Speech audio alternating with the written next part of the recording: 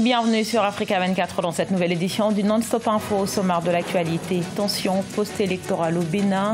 Ce mercredi 1er mai, la résidence de l'ex-président Thomas Boni a été encerclée par la police. En soutien, des manifestants se sont rassemblés à Cotonou pour dénoncer une dérive autoritaire. Vous les entendrez. Au Nigeria, le Fonds monétaire international appelle à rééquilibrer les investissements. Dans son rapport consacré aux perspectives économiques, le FMI prévoit une croissance de 3,5% en 2019 en Afrique subsaharienne.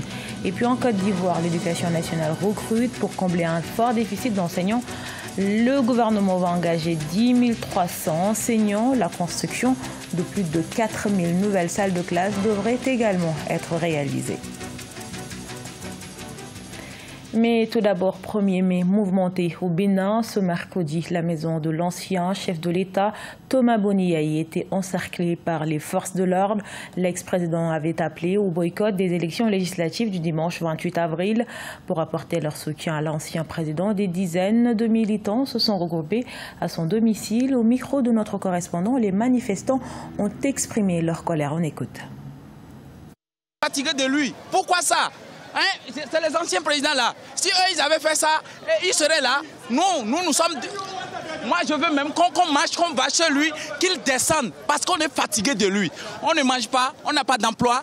Ils ne pensent pas à ça, les gens souffrent. Qui est en jeu aujourd'hui va au-delà de la simple personnalité de Boni Yayi. C'est tout le peuple aujourd'hui qui se soulève pour dire non à l'enlèvement programmé de Boni Yayi.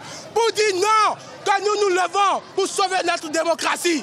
Talon, c'est fini. Pour politique, il a divisé la famille. Et après politique, la famille restera.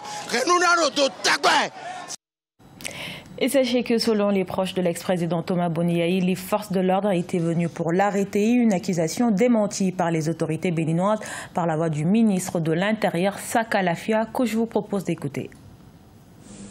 Cela est un fake news, si on veut parler anglais un peu, comme on le dit dans votre jargon. De quoi s'agit-il en réalité? Nous avons appris qu'un attroupement se formait à Kajeon, au domicile du président, en vue d'un mouvement de foule à travers la ville de Cotonou. Aucune manifestation de rue n'ayant été déclarée, nous avons envoyé des éléments sur le terrain afin de continuer le mouvement qui se préparait. Notre devoir, le devoir de la police, étant aussi d'empêcher les troubles à l'ordre public. Je peux vous assurer qu'aucun projet d'arrestation de l'intéressé n'a existé, contrairement à ce qui est relayé.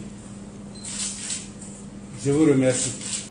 60 jours après sa nomination, le Premier ministre centrafricain Firmin Grabada a présenté son programme de gouvernance face aux députés le 29 avril dernier. Le chef du gouvernement a détaillé son projet, un projet axé principalement sur la sécurité et la paix. Les précisions de Corinne Kamsefem.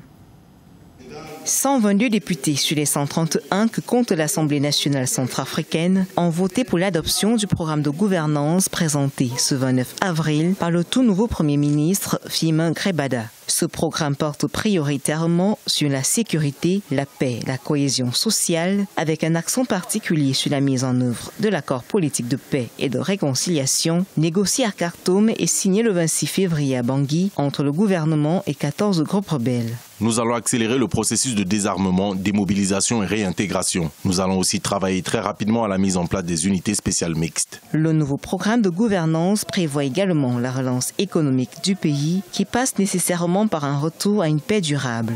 Il a toutefois été reproché au Premier ministre d'avoir occulté les problèmes primaires auxquels sont confrontées les populations, comme l'accès à l'eau potable, à l'électricité, l'inflation des prix des produits de première nécessité et même les arriérés de salaire qui touchent de nombreux fonctionnaires. Tout cela est dû par la mauvaise gouvernance. depuis la nuit des temps. Vous savez, la République centrafricaine a connu des moments très difficiles. Nous espérions que maintenant que les gens aspirent à la paix et que l'État prenne sa responsabilité pour que le peuple se retrouve dans tout ce qui se passe et que le minimum puisse apporter au peuple centrafricain. Firmin Greibala dispose de 2 ans pour tenir les engagements de son programme de gouvernance. Il devra avant tout compléter l'effectif de son équipe gouvernementale après que 2 ministres issus du Front populaire pour la renaissance de la Centrafrique de Noureddine Adam aient refusé de faire partie du gouvernement inclusif. La reprise économique se poursuit en Afrique subsaharienne et le taux de croissance devrait passer de 3% en 2018 à 3,5% en 2019 selon les projections du FMI. Le rapport du Fonds monétaire international annonce toutefois des performances économiques toujours divergentes. C'est le cas au Nigeria, premier producteur d'eau brute en Afrique et première puissance économique du continent. Si le gouvernement nigérian est d'accord avec l'avis du FMI, il plaide cependant pour que les populations soient préparées en conséquence avant l'application d'une telle mesure. On écoute à ce propos Abebe Selassie, le directeur de FMI pour l'Afrique.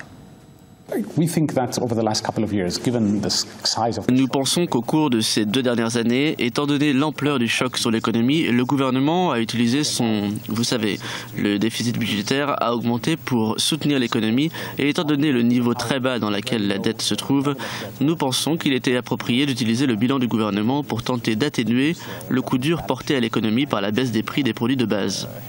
Il est très important que nous augmentions les impôts par le biais des mesures administratives ou en examinant de nouveaux domaines politiques. Ceci est très important, non seulement pour le service de la dette, mais encore plus important pour pouvoir investir dans la santé, l'éducation et la construction d'infrastructures que ce gouvernement envisage d'entreprendre.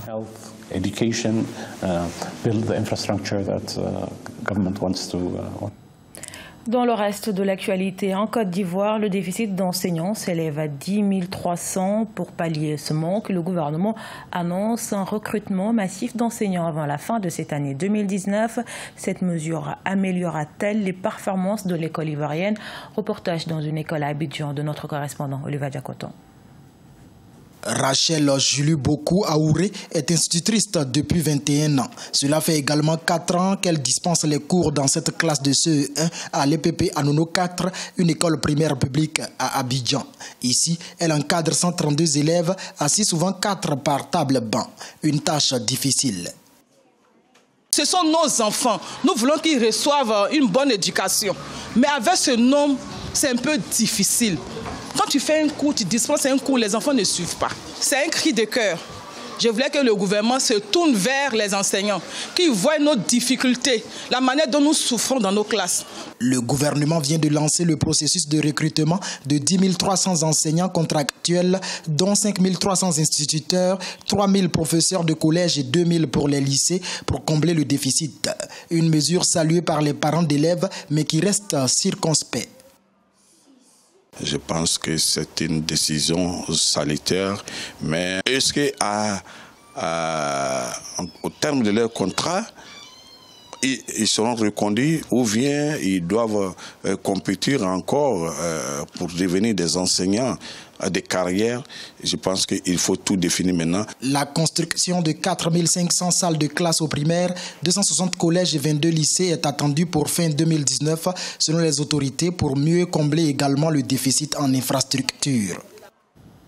Ce journal a été réalisé par l'ensemble de la rédaction. Merci pour votre fidélité. Retrouvez dans un instant une nouvelle édition de l'actualité sur Africa 24.